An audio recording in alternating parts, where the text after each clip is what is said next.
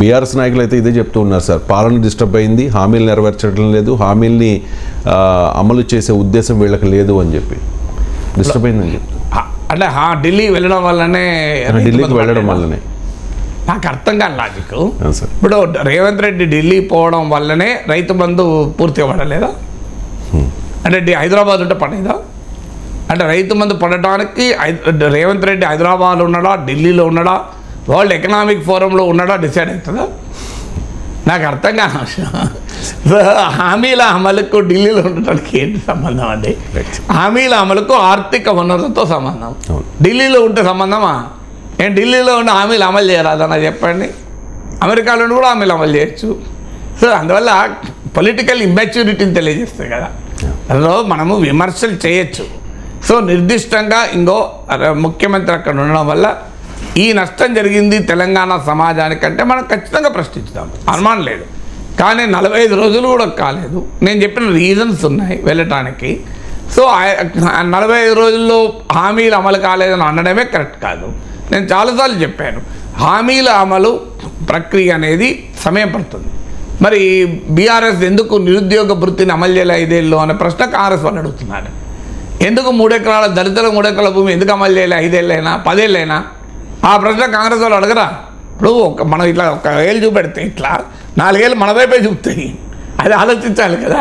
ఇప్పుడు నిరుద్యోగ వృత్తి ఎందుకు అమలు కాలే? రుణమాఫీ ఎందుకు పూర్తిగా అమలు కాలే? దళితులకు 3 ఎకరాల భూమి ఎందుకు అమలు కాలే? కేజీ టు పీజీ ఉచిత విద్య ఎందుకు అమలు కాలే? ఇవన్నీ అనేక హామీలు ఇవన్నీ లిస్ట్ వస్తాయి రావా? మరి 5 ఏళ్ళు 10 ఏళ్ళు అమలు కాకపోతే 45 రోజులకు అడుగుతారండి. నాకు నిజంగా అర్థం కాని విషయం. 45 రోజులకి హామీలు అమలు కాలే. అసలు ఏ రకమైన ఆర్గ్యుమెంట్, ఏ బేసిస్ మీద అడుగుతాం? దీనివల్ల ప్రతిపక్షానికి క్రెడిబిలిటీ పోతుంది. ఎప్పుడు కూడా మనము గివ్ గవర్నమెంట్ టైం కదా. అంటే సార్ ఎన్నికల ప్రచారంలో భాగంగా రేవంత్ రెడ్డి డిసెంబర్ 9లోనే అన్నమలైతే ఆయన అనలేదు కదా. 100 రోజులు అన్నారు కదా, 100 రోజులు ఆగాలి కదా అట్ట. సో 100 రోజులు అన్నాయి 100 రోజులు ఆగాలి కదా. అదే సార్. అలా అంటే నిరుద్యోగ వృత్తి అమలు చేస్తాను కేసీఆర్ అన్నాడా లేదా? అన్నారు కదా. మరి ఎందుకు చేయలే? దానికి ఆన్సర్ చెప్పండి. కేజీ టు పీజీ ఉచిత విద్య అన్నాడా లేడా? అన్నారు. మరి ఎందుకు కాలే? దళితుల 3 ఎకరాలు అన్నాడా? దళితులు ముఖ్యమంత్రి కూడా అన్నాడు.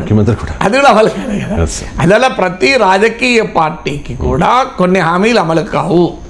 ఈవెన్ రేవంత్ ప్రభుత్వం కూడా అన్ని హామీలు అమలు చేయగలుగుతుందా? అనుమానమే. సో కానీ మేజర్ హామీలు అమలు చేశారు అనేది ఒక క్రైటీరియా. రెండో క్రైటీరియా సమయం ఇవ్వాలి కదా. ఇప్పుడు ఉచిత ప్రజా రవాణా అమలైంది, ఆరోగ్యశ్రీ పరిమితి పెంచడం అమలైంది. ఇప్పుడు విద్యుత్తు ఉచిత విద్యుత్తు గృహ వినియోగదారులకు 200 యూనిట్లు చెప్పినట్లున్నారు.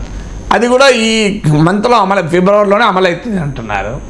అందులో 3 అమలైపోతున్నాయి. అంటే 100 రోజుల్లో ప్రధానమైన గ్యారంటీలు అమలు కానప్పుడు ఖచ్చితంగా అడుగుదాం. మీకు అందరికన్నా ముందు నేను అడుగుతాను, కేటీఆర్ కేసీఆర్ కన్నా ముందు. ఎందుకంటే మా పనే ప్రజల తరఫున ప్రశ్నించడం, ఎవరు అధికారంలోనో ప్రశ్నిస్తాను, దాంట్లో ఏమి డిస్ప్యూట్ లేదు.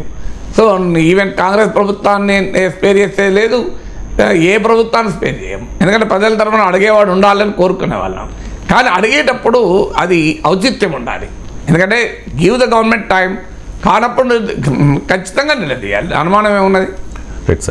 అయితే బీఆర్ఎస్ కూడా బహుశా ఆగేదేమో, వారికి కూడా ఒక ఇబ్బంది ఉన్నది. నేను కూడా అర్థం చేసుకోగలుగుతాను. వాళ్ళ ఇబ్బంది లోక్సభ ఎన్నికలు ఉన్నాయి. ఇప్పుడు లోక్సభ ఎన్నికలకు ముందు ఈ ప్రభుత్వం విఫలమైంది అన్న పొలిటికల్ నరేటివ్, పొలిటికల్ పర్సెప్షన్ ఇవ్వక తప్పదు బీఆర్ఎస్కు.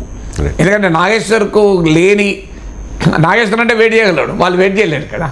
అందువల్ల లోక్సభ ఎన్నికలు ఉన్నాయి కనుక లోక్సభ ఎన్నికలకు ముందే ప్రజలకు ఇచ్చిన హామీల్ని కాంగ్రెస్ ప్రభుత్వం అమలు చేయలేదు, ప్రజలకు మోసం చేసింది అనేది ఎస్టాబ్లిష్ చేయాలి. అందువల్ల వాళ్ళు ఆగలేరు. నా అంచనా లోక్సభ ఎన్నికలు ఉండుండకపోతే డెఫినెట్గా ఇంత తొందరగా బీఆర్ఎస్ విమర్శలు చేస్తుందని అనుకోను. ఎందుకంటే మొదట్లో వాళ్ళు అన్నారు కూడా ఈ ప్రభుత్వానికి సమయం ఇద్దాం, సమయం ఇచ్చి ప్రశ్నించుదామని. ఆ రకమైన పొలిటికల్ మెచ్యూరిటీ కేటీఆర్, హరీష్ రావు చూపెట్టే వాళ్ళని నా నమ్మకం. ఎందుకంటే వాళ్ళకు కూడా లోక్సభ ఎన్నికలు తన్నుకొస్తున్నాయి. ఈ ప్రభుత్వం విఫలమైందని చెప్పకపోతే బీఆర్ఎస్కి ఎందుకు ఓట్లేస్తారు? ఎందుకంటే బీజేపీ ఓట్లేస్తాడు, బీజేపీకి ఓట్లేస్తారు, బీజేపీ పంచాయతీ దీంతో.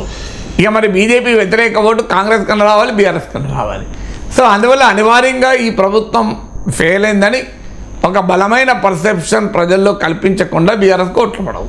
అందువల్ల ఆ రాజకీయ అవసరం రీత్యా వాళ్ళు తొందరపడుతున్నారు తప్ప అదేదో 45 రోజుల్లోనే నిజంగానే అన్ని అమలు కాంగ్రెస్ ప్రభుత్వం అమలు చేస్తుంది, అమలు చేయకపోతే మనం అడగాలి అనే తొందరపాటు బీఆర్ఎస్ కూడా చూపెట్టేదని అనుకోను.